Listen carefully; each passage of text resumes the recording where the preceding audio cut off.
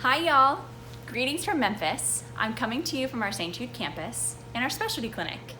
My name is Beth Stewart and I'm a physician here at St. Jude as well as a researcher. And it's really special for me to be able to share with y'all for a few moments today because not only am I an employee here at the hospital, but I'm also a member of Tri Delta. And it's just a few short years ago, happened to be 1999 when I became a member, but it was the same year that actually Tri Delta and St. Jude formed an official partnership. And it was really that partnership that led me to Tri Delta in the first place. St. Jude had been an important part of my life since I was a child. My best friend was treated here at the hospital, and so to have that partnership I think was something really special for me from day one.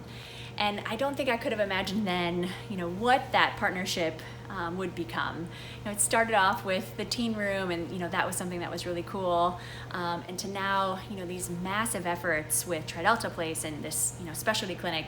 I'm sending my patients here almost every day so that they can get the treatment that they need. So the fact that I know really the sisters that are behind it, that are making sure that this is happening, is something that I'm incredibly proud of. And I have so many fond memories of my collegiate days as a Tri Delta, and I'm not sure that I would actually be here today if it weren't for the support of my Tri Delta sisters. I can distinctly remember when I was studying for the MCAT, I just so happened to take the test. It was 2 days before recruitment started.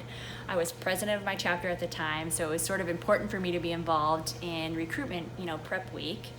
And I'd be back studying in my room. They'd come and knock on my door and whisk me out. I would Delta and practice and do my thing, and they'd whisk me back to my room so I could continue to study, and had a big cheering section the day that I went to go take my MCAT exam, but probably an even bigger cheering section the day when my score came in. And we had a communal mail room, and so when it came in the mail, there's probably 40 or 50 people that knew my score had come before I ever did. And so the fact that I could share that with my Tri Delta sisters was something that was just really special, and a memory that I'll take with me for forever. And there's not a typical day here for me at the hospital. I'm spending part of my time working as a physician, taking care of solid tumor patients, particularly patients that are high risk. So those that have metastatic disease where their tumor has spread to multiple places in their body, or patients who have recurrent disease where their tumor has come back. And the rest of my time is spent in the research lab trying to come up with new therapies for these exact same patients.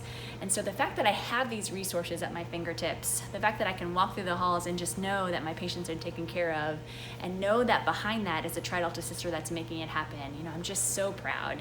And I can't thank you all enough from the bottom of my heart on behalf of all the patients and the families that are here at St. Jude. Thank you for what you do. You make it possible that we can open our doors every single day for the patients that need it the most. And even beyond the walls here in Memphis, you make it possible so that we can freely share all of our research for kids around the world. So thank you from the bottom of my heart. I'm so proud to be a member of Tri Delta. And it's beyond just this kind of sisterhood that we have. We are also a part of this St. Jude family. So thank you for being a part of my family. So stay tuned. I'm gonna take you over for a little insider look into my research lab. So stay tuned. Hi everyone, welcome to part of my research lab. This is actually our cell culture room, and this is where we actually store a lot of our tumor cells that we're studying. I can try to give you a little, you have to forgive my camera skills. We've got the hood over there where we work with our cells. Kind of behind me there's some incubators. We've got some more microscopes and a variety of things over there. And so I want to show you a little bit today about what we actually do here to study those particular tumor cells.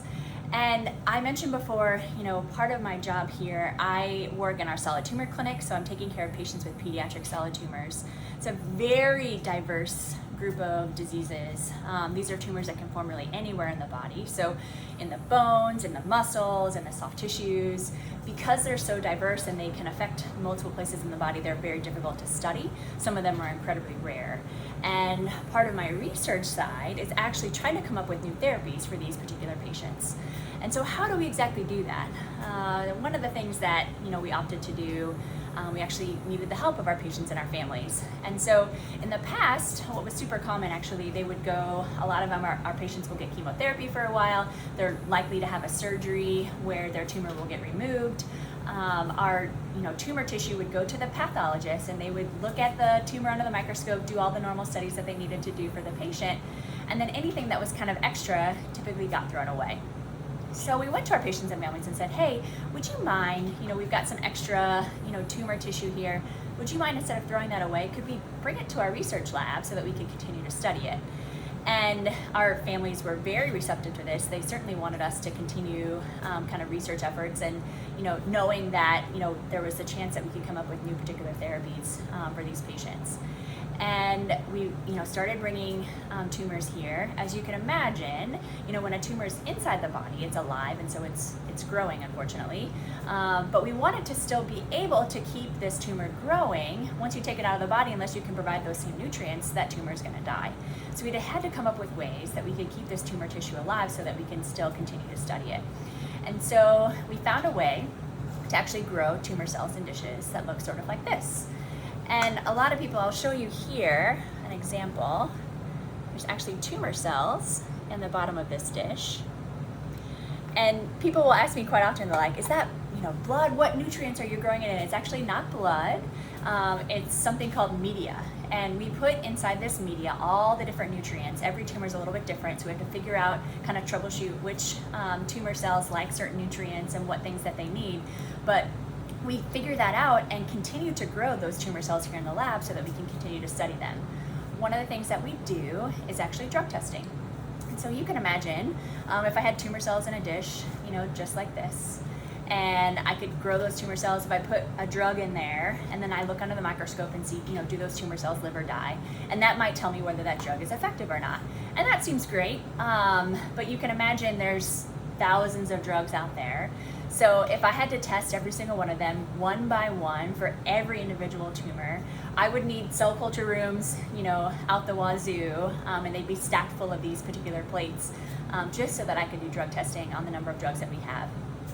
To add a little complicated aspect to this, most of our patients aren't going to receive just one chemotherapy drug. They're actually going to receive drug combinations, because we know these tumor cells can be a little bit smart, and so we sometimes have to hit them from multiple different pathways.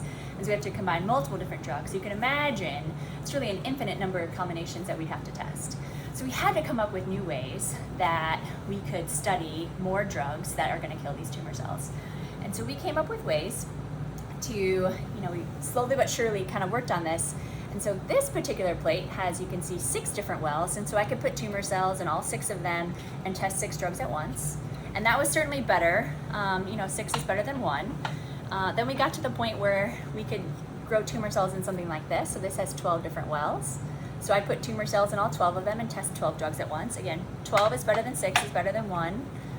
Got to something like this. This actually has 24, which is pretty cool. You can kind of see where I'm going with this. Then we got to the point where we started to do something like this.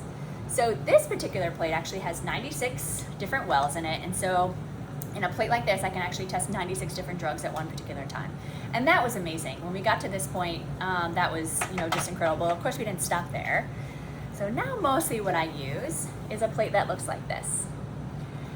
And this particular plate, you'll have to take my word for it, there's 384 different wells where I can actually put tumor cells in those wells, put drugs, 384 different combinations of drugs in every one of those wells, and be able to look and see, do the cells in that well live or die? And if the cells live, that probably tells me that combination of chemo is probably not that effective. But if the cells die, then that tells me, wow, this might be something that we need to look further into. And so we've got a computer program that actually helps me understand. And so we have some readouts that look like this. So this one at the top is actually corresponds to a 96 well plate. And so depending on the color will tell me how many cells are alive or how many cells are dead.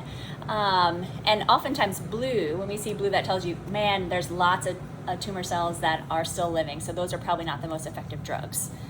This right here actually corresponds to a 384 well plate. And so you can see there's a lot of blue, so a lot of those drugs don't work. But you'll see there are some spots where, man, there's some red and some yellow in there. And those are wells where actually the tumor cells really died. And so I can go and figure out in this grid, what's the drug in K6 that actually was really effective at killing those tumor cells, and then do further study on them.